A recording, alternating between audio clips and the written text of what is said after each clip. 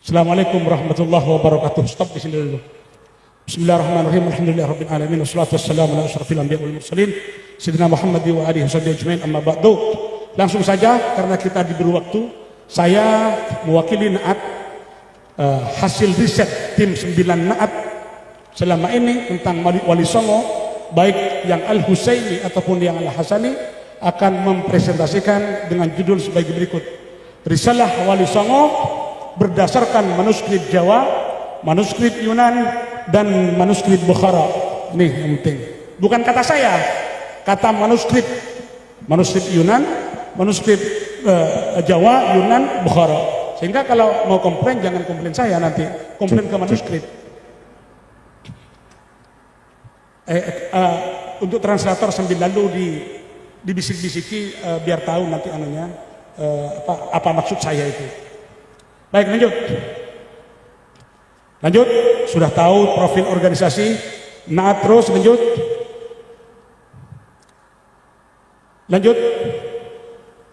Nah, ini Naat waktu deklarasi Naat dulu tahun 2017. Lanjut lagi. Nah, ini bagi yang baru bergabung di Naat, ini cikal bakal Naat. Naat berdiri tahun 2017, jauh sebelum adanya polemik nasab.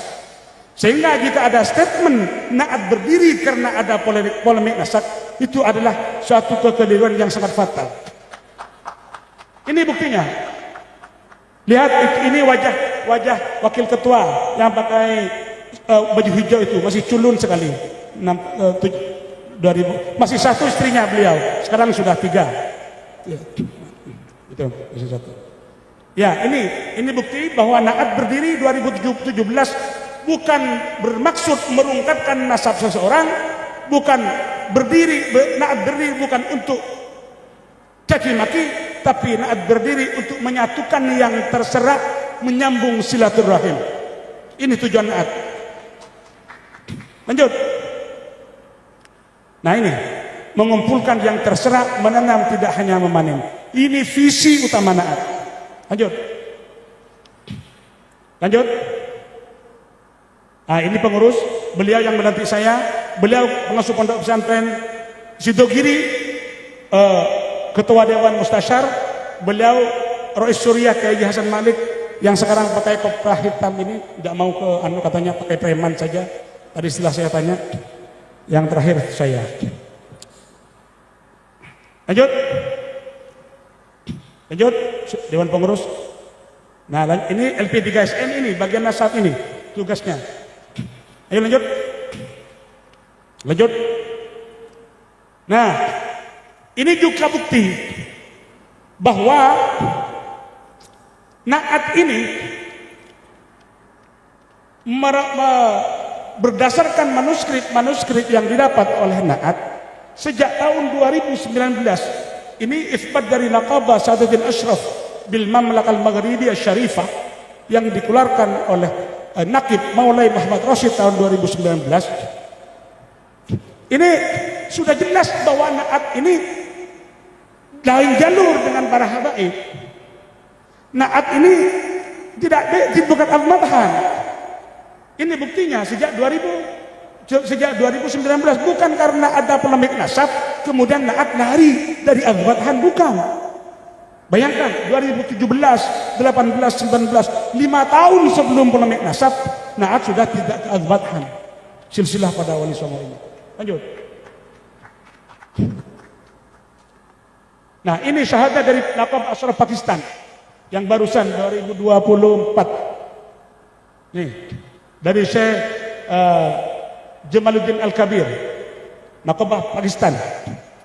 Lanjut. Ini dari juga Syekh Jalaluddin yang makamnya ada di makam Dowo Doromukti. Ternyata beliau itu saudara daripada Jumadil Kubro. Menurut mana? Menurut manuskrip Yunan yang datanya sebentar lagi akan kita saksikan bersama. Ini, lanjut. Nah, tuh. Naat ingat ya, Naat tidak pernah mengisbat nasab Wali Songo ke atas. sesuai dengan anggaran dasar Naat. Yang mengithbat Wali Songo ke atas itu adalah para nakib-nakib internasional ini.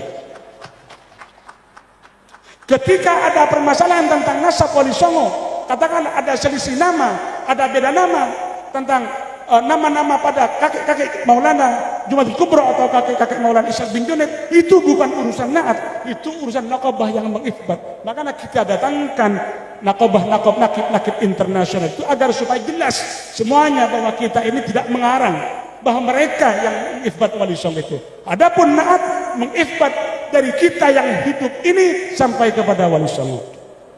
Makanya panjenengan semua yang punya susun galur kepada Wali Songo, baik jalur laki-laki atau jalur perempuan, laki-lakinya ke Mataram, laki-lakinya ke Cina, laki-lakinya kemana saja, tapi dari garis ibu masih bersusur galur kepada Wali Songo dan kerabatnya, silahkan minta itsbat nasab kepada Naat, dan Naat siap kapanpun. Ingat, sampai Wali Songo, sampai Wali Songo. Adapun Wali Songo ke atas, Naat menggunakan metode istilhat, yaitu menggandeng itsbat Maulana Ishaq bin Junaid dan itsbat Jumatul Kubro digandeng dengan itsbat yang dikeluarkan oleh Naat. Kalau mau langsung boleh nanti. Ini kita sudah ada kerjasama dengan nakib Pakistan agar supaya membuat tidak usah pakai dua syahadah, satu syahadah disatukan. Ada, nanti tanda tangannya ada Naat dan juga nakib Pakistan. Semoga nanti Maroko juga demikian. Amin. Lanjut. Ini leluhur Wali Songo sejak tahun 2000-an. Ini kita terpana, terlena dengan keabadhan. Kita semua terlena bahwa kita ini Wali Songo, jangankan di Indonesia, di Malaysia juga seperti itu. Tahun 2000, 2001, 2002, semuanya Wali Songo disusur galurkan kepada Syed Abdullah bin Abdul Malik Al-Madhan yang bersumber daripada kitab Syamsul Dhakhirah. Padahal kita ini punya manuskrip. Naat ada 3 peti manuskrip. Contohnya sebentar lagi saya display. Semuanya tidak bersusur galur pada Al-Madhan. Tidak ada yang seperti itu. Baru 2018 kita sadar. Kita dibuka hati kita oleh Allah. Ternyata Wali Songo tidak ke Al-Madhan, jalur sendiri. Terus lanjut. Nah, pembahasan, mari kita bahas silsilah Wali Songo berdasarkan manuskrip Madura tahun 1800, yang tertua di Madura itu tahun 1624 Masehi, yang termuda tahun 1800-an, sedangkan manuskrip Yunan tahun 1600-700, manuskrip Bukhara ini abad 15 dan 16, lebih tua lagi, dan juga disertai dengan data-data pendukung. Mari kita kupas satu persatu. Ayo kita buka manuskrip Jawa biar panjenengan tahu. Lanjut. Nah, ini kita temukan di Pamekasan manuskrip tahun 1800. Manuskrip pendek tertulis bahwa langsung aja Syekh Jumatul Akbar bin Zainul Husain bin Jumatul Kubra bin Zainul Alim bin Zainul Abidin bin Husain bin Fatimah binti Rasulullah Muhammad. Silsilah pendek, semuanya pakai gelar. Yang tidak pakai gelar hanya di atasnya, yaitu Husain, Zainul Husain. Nomor 6 Zainul Husain. Nah, jadi ada titik terang bahwa Jumatul Kubro atau kakek Ibrahim Asmoro itu bernama Husain. Itu intinya. Ke atasnya kemana Husain? Kita cari ke manuskrip di daerah tempat kelahirannya. Ayo lanjut. Nah, ini manuskrip Sendang. Nah, manuskrip Pangkalan juga ditemukan itu. Aputra Syekh Jabir Akbar Husain, aputra Syekh Jabir Akbar Husain juga berputra Syekh Jabir Akbar. Jelas. Ke atasnya Zainul Husain, Zainul Alim, nama-nama yang kata nakib Pakistan. Setelah saya tanya, is this correct? No brother, this is incorrect all. When I ask the field of manuscript Jawa to nakib Pakistan, my friend, namely Syed Ali Abbas, he answered that it is not correct all. The name in manuscript Java is not correct, right? Dikit-dikit bahasa Inggris ya, little kata orang Madura, little is in English. Lanjut. And then ini lagi manuskrip pada kertas daluang yang lebih tua lagi. Syekh Jumadil Adbar Aputra Syekh Maulana Ishaq Aputra. Sama ini ada bin Husain bin Jumadil Kubra. Nah, ke atas. Semuanya sama-sama gelar. Banyak manuskrip seperti itu. Bahkan kemarin saya di rumah Mas Erwin, buku kuno. Beliau itu seorang kolektor di Sidoarjo. Saya baca bin Husain, semua naskah seperti itu bin Husain. Bukan bin Jalaluddin, bin Abdullah bin Abdul Malik, bukan, tapi bin Husain. Dari mana Jalaluddin ini datangnya? Saya kok dah habis pikir. Ya, ini. Terus kemudian, lantas Husain ini siapa? Nah, ini manuskrip Yunan tahun 1600 sampai 1700. Ini menulis silsilah Jamaluddin Al-Kabir. Ini. Subhan ada yang merah-merah itu ya, dada. Apa itu? Laser. Oh, his name is Laser. Loh, mana udah?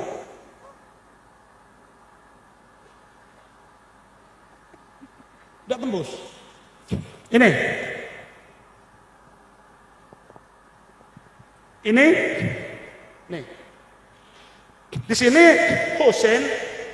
Husain di manuskrip Yunan tahun 1600 sekian. Ini saya tanya tadi kepada Sayyid Ali Abbas, wahai my brother, I ask you, is this manuscript only one or banyak halaman? Bahasa Inggris begitu. Ada how many paper? 600 paper, ada 600 halaman manuskrip Yunan ini cuma diambil satu oleh rakyat Pakistan. Jadi banyak, bukan hanya satu. Kalau saya hanya satu mungkin terkesan editan, tapi dilihat dari modelnya, ini jelas model Cina tulisannya. Di sini tertulis Syekh Jamaluddin bin Husain bin Nasruddin bin Syamsuddin bin Kamaluddin bin Syamsuddin Umar Al-Bukhari bin Imamuddin. Ini jelas manuskrip tahun 1600-700. Lalu kemudian ke atasnya bagaimana? Ke atasnya adalah, lanjut lagi, diteruskan oleh manuskrip Bukhara. Lanjut, saya singkat-singkat saja. Naskah kuno ini abad ke-16 yang ditemukan di wilayah Badakhshan, Tajikistan, milik Sadat Al-Bukhari. Di dalamnya disebutkan nama Sayyid Syamsuddin Umar Al-Bukhari, putra Sayyid Imamuddin. Ini ditemukan di Badakhshan, Tajikistan. Bayangkan. Ya, saya secara rohani mungkin sampai ke sana, tapi secara fisik masih belum. Di sini sudah jelas. Lanjut lagi. Nah, ini juga sama lanjutannya, manuskrip Bukhara lanjutannya yang tadi itu, tetap dari Sayyid Syamsuddin Umar, Imamuddin Muhammad An-Naqi, terus sampai ke Musa Al-Kadhib. Lanjut. Nah, naskah lama akhir abad ke-16 milik Sayyid Burhanuddin Sulaiman Al-Qadri Al-Bukhari dan dia itu saudaranya Sayyid Syamsuddin Umar, ditemukan di wilayah Bukhara, Uzbekistan, yang merupakan milik Sadat Al-Bukhari. Ini abad 16. Di situ tertulis Sayyid Burhanuddin Sulaiman, ini saudaranya Sayyid Syamsuddin Umar Al-Bukhari bin Imamuddin bin Qasim bin Muhammad Sya'ban bin Ahmad Balaqi bin Husain Al-Khalwati bin Muhammad Al-Hakim bin Ali Akbar bin Muhammad Al-Askari Al-Ba'aj bin Ali Al-Hadi An-Naqi bin Muhammad At-Taqi Al-Jawad bin Sayyid Ali Ridha bin Sayyid Musa Al-Qadim bin Sayyid Ja'far Sadiq bin Muhammad Al-Bagir bin Sayyid Ali Zain Al-Abidin bin Sayyid Al-Husain bin Sayyidah Fatimah binti Rasulullah Muhammad sallallahu alaihi wasallam. Ini di manuskrip tua abad ke-16. Lanjut. Nah, ini adalah halaman manuskrip dari buku Al-Ansab yang ditemukan di desa Sukhor, tempat tinggalnya di Kogon, wilayah Bukhara, ditulis pada akhir abad ke-16 dan awal abad ke-17, disimpan di arsip Institut Sejarah Uzbekistan. Buku ini tentang garis keturunan nasab Tariqat Naqsabandi Syekh Amir Hulai. Beliau silsilahnya. Jadi Syekh Jumadil Kubra ini ada korelasi dengan Tariqat Naqsabandi. Bahkan di babat tanah Jawa, Sunan Giri winulang ngaji teng Sunan Ampel putus sadayane lengkap sadayane, putus ilmu tarekat, hakikat dan makrifat. Sunan Ampel kemudian di situ mengulang tarikah suluk Naksabandi, itu di babatan Jawa. Mengapa Naksabandi? Karena ada kakek bersama dengan Amir Kulan di situ. Di situ jelas. Amir Kulan, lanjut belum. Yang barusan bin Amir Hamzah bin Jalaluddin bin Burhanuddin bin Amir Abdullah bin Zain Abdin bin Zainul Abidin bin Amir Qasim. Ketemu di Amir Qasim, Syed Qasim bin Sya'ban bin Amir Burhanuddin Muhammad bin Ahmad Balaki sampai sama ke atasnya dengan silsilah daripada Maulana Haji Muhammad Kubro. Ini berdasarkan manuskrip kita. Terus kemudian pertanyaannya, apakah benar Husain, ini kuncinya pada Husain, Husain yang ditemukan di tanah Jawa ini, Husain yang ditulis oleh manuskrip Jawa dan manuskrip Madura ini adalah orang yang sama dengan Husain yang ditulis di Cina tersebut. Kita ada data pendukungnya, yaitu lanjut. Nah, ada kesamaan budaya. Nih, Muslimah Bukhara, lihat cara berpakaiannya. Ini orang dulu sama dengan nenek-nenek kita. Ya bunda, di Malaysia orang dulu nenek-nenek kita pakai busana seperti itu bunda. Ya bunda tuh sama itu Muslimah Jawa, Muslimah Cina, Muslimah India. Brother Syed Ali Abbas, brother, you look, you're behind the Muslimah in India, the old same with Japanese Muslimah and Bukhara Muslimah. The way of use the clothes. Apalagi ini suku Uighur sama dengan orang Madura cara pakainya. Suku Uighur yang bawah pojok ini, cara kerudungnya seperti orang Kasihan, seperti orang Pamekasan, Sampang, Sumeneb, sama seperti itu cara berpakaiannya di Uighur. Ini ya. Dan banyak kesamaan budaya-budaya yang lain. Nah, ini faktor yang membuat faktor pendukung yang mengatakan bahwa Husain yang dimaksud betul itu adalah Husain yang sesuai dengan manuskrip yang ada di Cina, di Yunan tersebut. Lanjut. Nah, kesamaan lisan. Nah, ini sering diinterpretasikan oleh orang hanya karena kesamaan lisan langsung dia dikatakan sebagai din. Ini tidak benar. Perlu dikaji dulu. Lantas contoh, apakah saya hanya karena punya HP Oppo A56 dan orang itu punya Oppo A56 lantas kemudian dikatakan saudara? Kan tidak. Perlu dikaji. Bin-binnya perlu data lanjutan. Bin-binnya secara sore. Jangan hanya kesamaan nama langsung dikatakan bin. Nah, ini Sultan Samudra Pasai dan Maulana Malik Ibrahim Gresik ini batu nisannya made in Gujarat. Made in Gujarat. Nah, menurut naskah Kelantan of Empire, di situ tertulis Jumadil Kubro menikah dengan Putri Kendana. Jumadil Kubro menikah dengan Putri Liang Cahya, binti Sultan Mahmud di Kesultanan Kermin, Jeddah, Malaysia. Nah, sementara itu di sisi lain Sultan Mahmud punya anak perempuan bernama Dewi Putri Kendana yang dinikah oleh Sultan Malik As-Saleh. Jadi Jumadil Kubro ini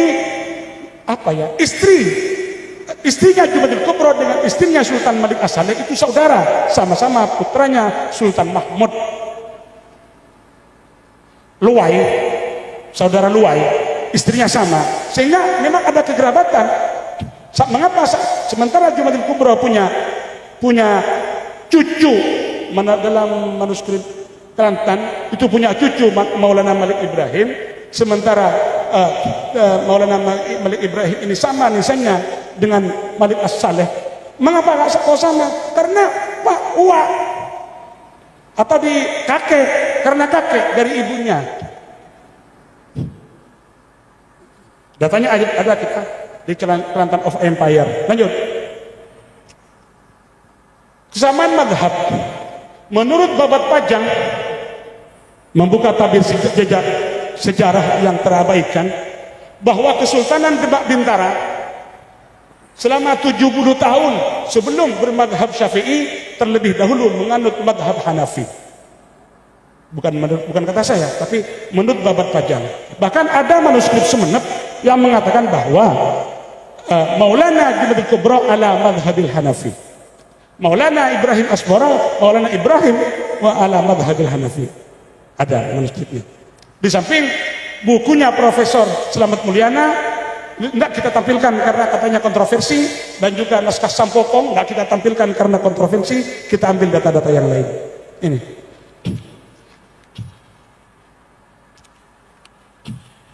Lanjut. Nah, migration map kita tidak usah menguji single nukleotida, kita tidak usah menguji haplogroup karena sampai sekarang masih debatable. Kita yang tidak debatable itu adalah migration map DNA. Itu semuanya kita ambil yang laki-laki dari Junaid Kubra lewat Kunming. Itu yang di atas itu sebelum lingkaran itu Kunming. Sementara ketika saya ke Yunan, makam daripada Syed Al-Ajal Syamsuddin Umar Al-Bukhari itu ada di wilayah Kunming. Kunming.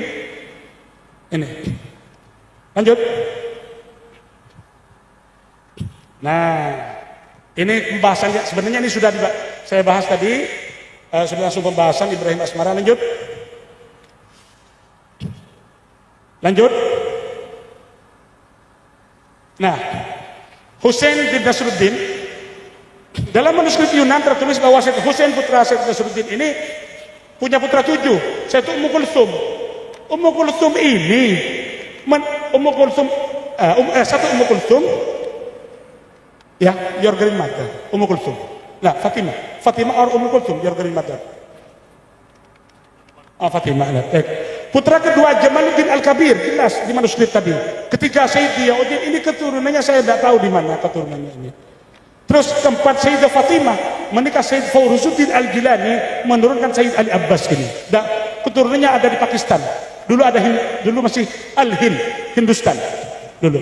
Terus yang kelima Syed Abdul Aziz juga kita tidak tahu keturunannya. Keenam Syed Nuruddin Hasan. Ketujuh Syed Jalaluddin. Dalam Babat Babat Tuban tertulis bahwa Raden Abdurrahman Arya Teja, Raden Abdurrahman itu setelah dengan istri yang pertama dari Manila, Filipina, menikah dengan Raden Ayu Arya Teja, putra Raden Arya Dikoro, lalu bergelar Arya Teja. Abdurrahman itu kemudian menjadi Bupati Tuban bergelar Arya Teja. Beliau Abdurrahman itu putranya Syekh Jalaluddin Yai Makam Dowo yang masih kerabat dengan Sunan Ampel.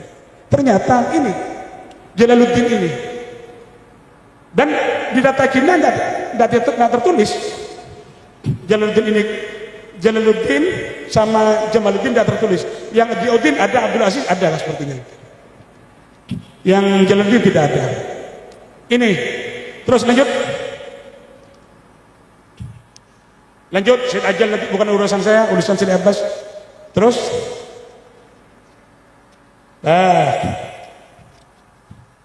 lanjut. Nah sekarang berdasarkan manuskrip Jawa, Serat Pandangan Tapas Darah Dalim Jogja, Maulana Junaid Kubra berputra 21 orang. Kemudian ditambahi berdasarkan data Kelantan, ditambahi Ali Nurul Alam dan Barakat Zainal Alim.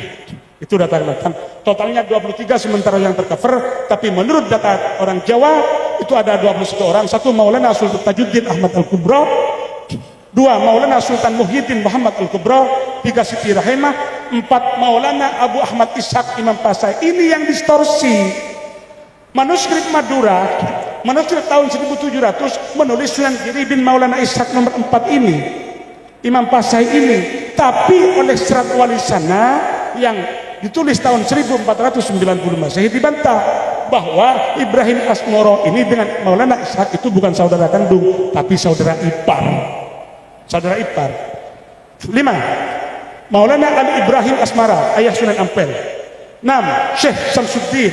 7. Syekh Arif, Syekh Samsud Tabaris alias Muhammad Kebungsuan, datuknya daripada Kanda Tengku Maharani. Syekh Muhammad Kebungsuan. Syekh Ratis, Syekh Hasan Ali, Syekh Hasan Besari, Syekh Ibrahim As'ari. Ibrahim As'ari ini makamnya ada di Jawa. Juga Abdullah As'ari, Syekh Sunan Bejagung, makamnya ada di Jawa. Nah, putri yang nomor 4 ini namanya Siti Zainab.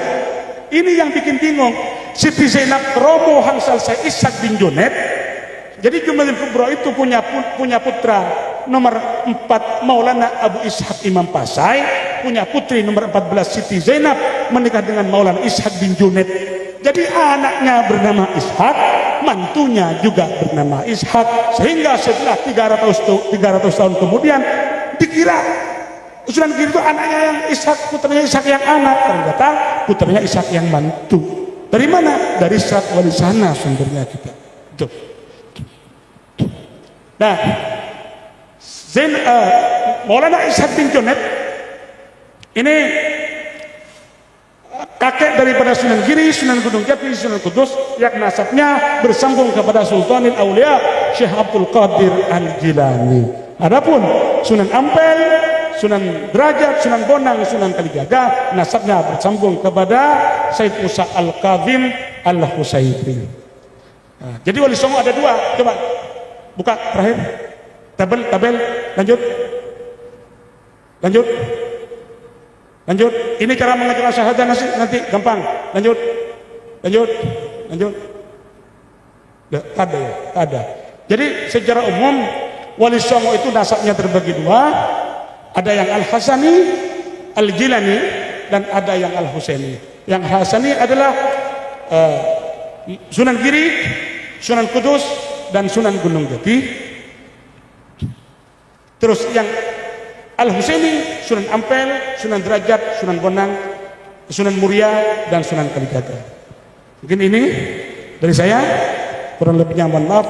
Wahul bafi ila qutrandik. Wassalamualaikum warahmatullahi wabarakatuh.